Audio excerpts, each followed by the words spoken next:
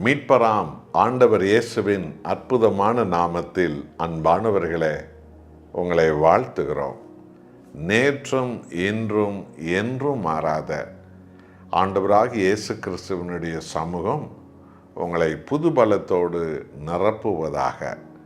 நீங்கள் வேண்டிக் கொள்ளும் போதெல்லாம் தேவன் அற்புதமான பலத்தை உங்களுக்கு அவர் கொடுக்கிறார்.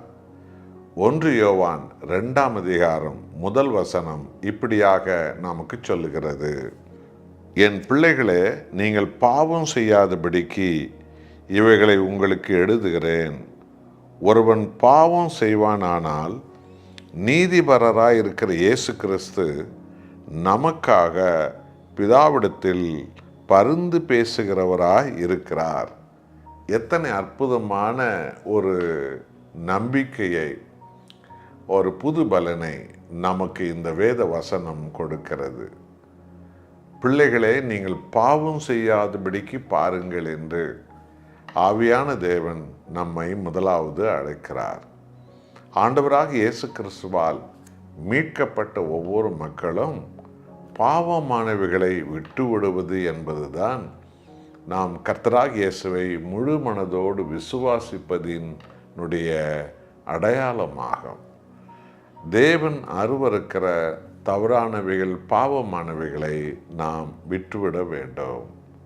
ஆமென் அன்பானவர்களே. அதோடு மாத்திரமல்ல, ஒவ்வொரு பாவிகளுக்காகவும் ஆண்டவராகிய இயேசு கிறிஸ்து பிதாவிடத்தில் பரிந்து பேசி அவர் ஜெபிக்கிறாராம். எதற்காக? ஏனென்றால் பாவிகளை மீட்கத்தான் ஆண்டவராகிய இயேசு கிறிஸ்து மனித உடல் எடுத்து இந்த உலகத்துக்கு வந்து மனித குலத்தின் பாவத்தையும், பாவத்தினுடைய சாபத்தையும், சாபத்தினுடைய அசுத்த நோய்களையும், பலவிதமான கேடுபாடுகளையும், பாவத்தின் சம்பளமான சாவையும் நம் ஆண்டவர் இயேசு சிலுவையிலே தன்மேல் ஏற்றுக்கொண்டார்.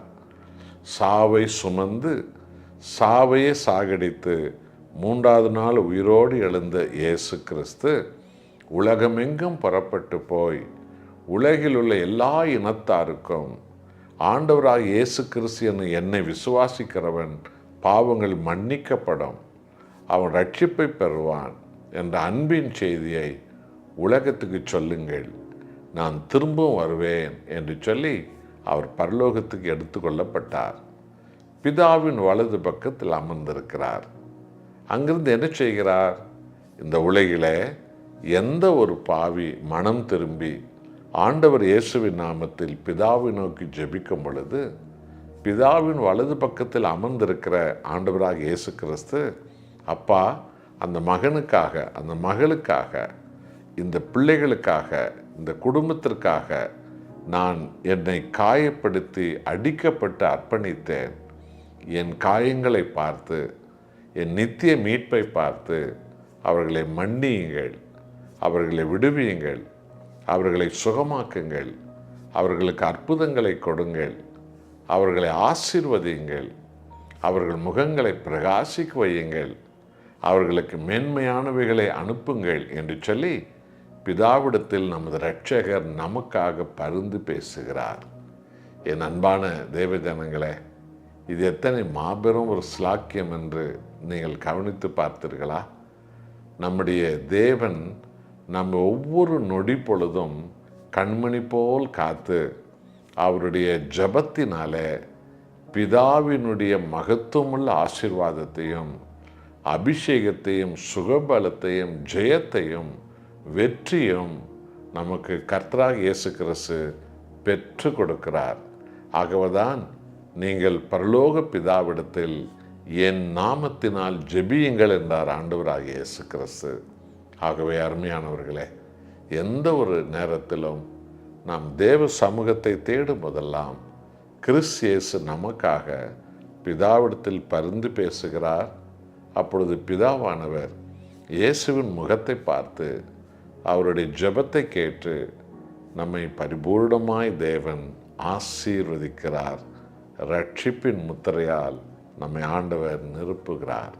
ஜெபிப்போமா? அன்புள்ள பிதாவே, எங்கள் ஆண்டவர் இயேசு வழியாக நீர் வெளிப்பட்டீரே, கிறிஸ்துவினுடைய பரிந்து பேசும் ஜெபத்தை கேட்டு ஒவ்வொருவரையும் அப்பா நீர் விடுவிக்கிறீரே, தப்புவிக்கிறீரே, உயர்த்துகிறீரே, ஆசீர்வதிக்கிறீரே, பாதுகாக்கிறீரே, பரிசுத்தப்படுத்துகிறீரே, அற்புதம் செய்கிறீரே, சுகம் தருகிறீரே. உமக்கு கோடி நன்றி அப்பா. என்னோடு ஜெபிக்கிற உமது பிள்ளைகள் ஒவ்வொருவரையும் நீர் ஆசீர்வதித்து உயர்த்துங்க. இயேசு கிறிஸ்துவின் நாமத்தில் பிதாவே, ஆமென்.